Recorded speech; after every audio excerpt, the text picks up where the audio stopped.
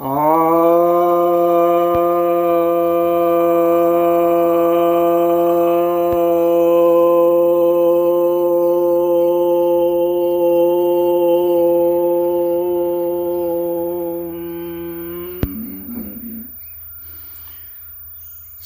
भक्तजनों को सप्रेम नमन। भक्तों, आज आपकी जिज्ञासाओं का समाधान लेकर के आया हूँ। एक जिज्ञासा आई है कि कर्म पर ज़्यादा भरोसा करूँ या ध्यान पर या भक्ति पर।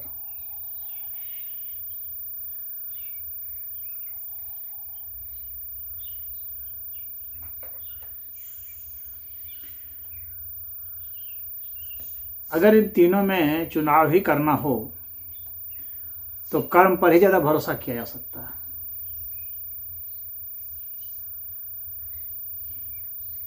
क्योंकि कर्म सबको दिखता है और कर्म के पहले ध्यान जरूरी होता है।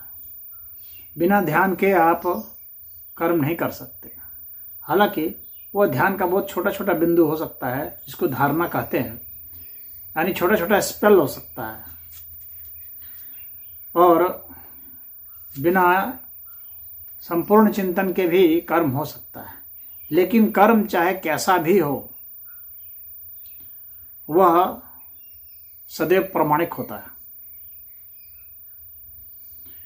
आपके लिए, कर्म करने वाले के लिए प्रमाणिक होता है। कर्म करने वाला व्यक्ति अवश्य जानता रहता है कि मैं किस इरादे से कर्म कर रहा हूं, और कर्म करने वाला व्यक्ति उसके परिणाम को भी लक्ष्य में रखता है।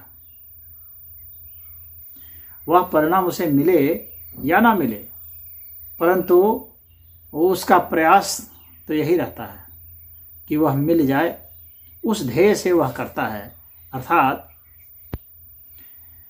जितना स्पष्ट वह ध्यान कर पाता है, उतना ही स्पष्ट उसके कर्म भी होते हैं।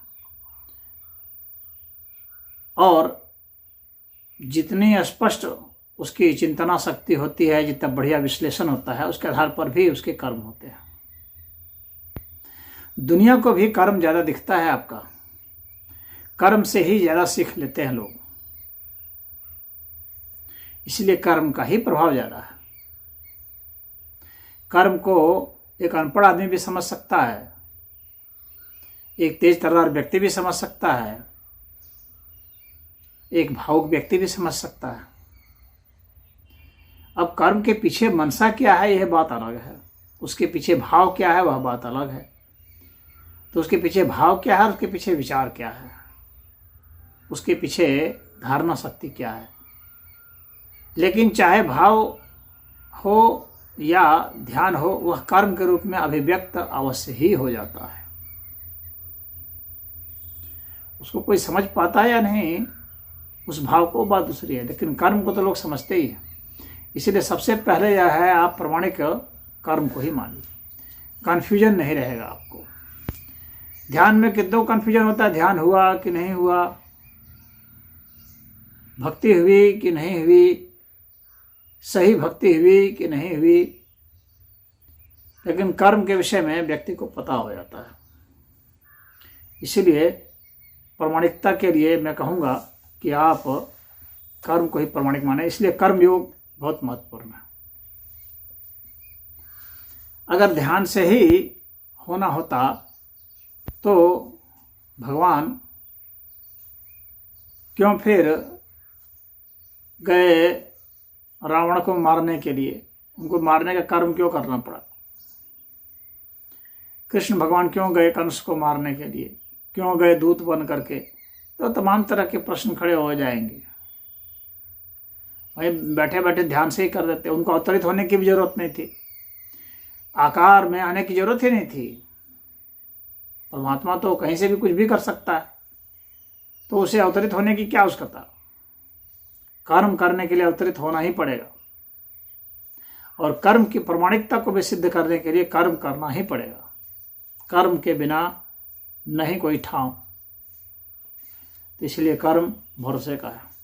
अब ध्यान में लगा के बैठेंगे, लोग सोचेंगे पता नहीं कि ध्यान में बैठा है कि ये बगुला ध्यान लगा रहा है कि ठगने की कोई स्कीम पर यह काम कर रहा है, और आपको खुद भी संशय होगा कि ध्यान लगा भी कि नहीं लगा, मेरा दिमाग कहाँ चल रहा है, कहीं चल रहा है।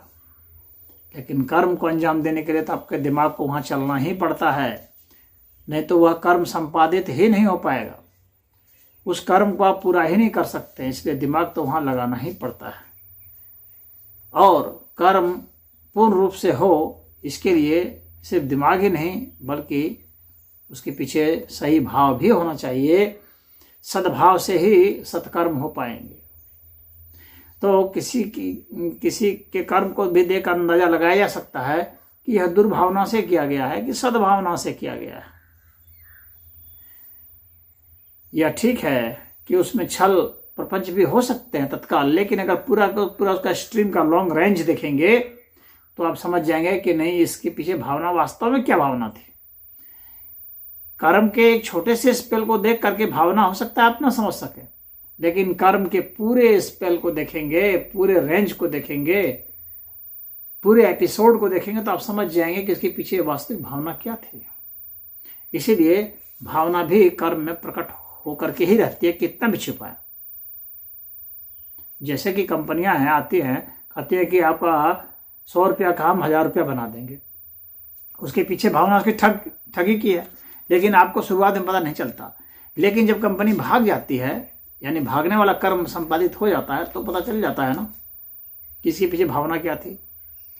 या बहुत लोगों के पैसे जब नहीं मिलते हैं तो भी पता चल जाता है कि इसके पीछे क्या भावना थी। तो भावना का पता कर्म की पूरी स्ट्रीम को देख लेने के बाद, पूरे रेंज को देख लेने के बाद पता चल ही जाता है।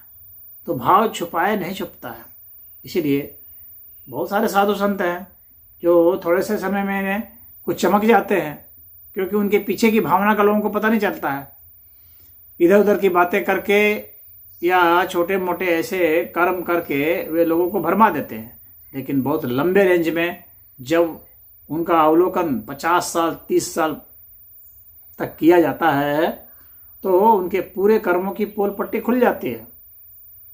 तो कर्म का जो रेंज है वो लंबा होता है, पता चल जाता है। कोई भी नेता हो, शुरुआत में ठग सकता है, एक बार ठगेगा, 2 बार ठगेगा, लेकिन धीरे धीरे पता चल जाता है ना कि ये ठग रहा था। तो उस पूरी स्ट्रीम उसके कर्मों की वो बतला देती है। हर व्यक्ति के कर्म जो है उसके गवाह बन जाते हैं, उसकी भावनाओं के भी और उसके विचार के भी।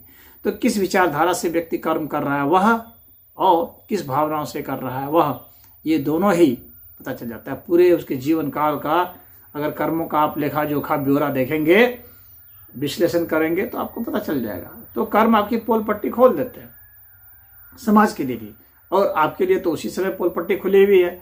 या यदि कुछ कन्फ्यूजन है, मनुष्य नहीं समझ पाता है और उससे भी कुछ गलती करता है, तो उसे समझ में आ जाता है बाद में कि मैंने यहाँ गलती की थी। तो आपको अपने विचारों से भी अपने कर्मों का विश्लेषण करेंगे तो पता लग जाएगा कि आपके विचार कैसे थे, आपकी भावनाएं कैसी थी। तो कहने का तात्पर्य यह है कि कर्म ज़्यादा प्रामाणिक हैं आपके लिए भी, समाज के लिए भी, क्योंकि वो दोनों को दिखते हैं। भावनाएं दोनों को नहीं दिख सकती हैं, तत्काल तो नहीं दिखेंगी, बहुत लंबे समय में दिखेंगी, लेकिन कर्म जो है वो स्पष्ट दिखता है और लंबे रेंज में कर्म आपकी सारी भावनाओं को, सारे विचारों को और आपके कर्मों को भी प्रकट करने में समर्थ है। हरि ओम।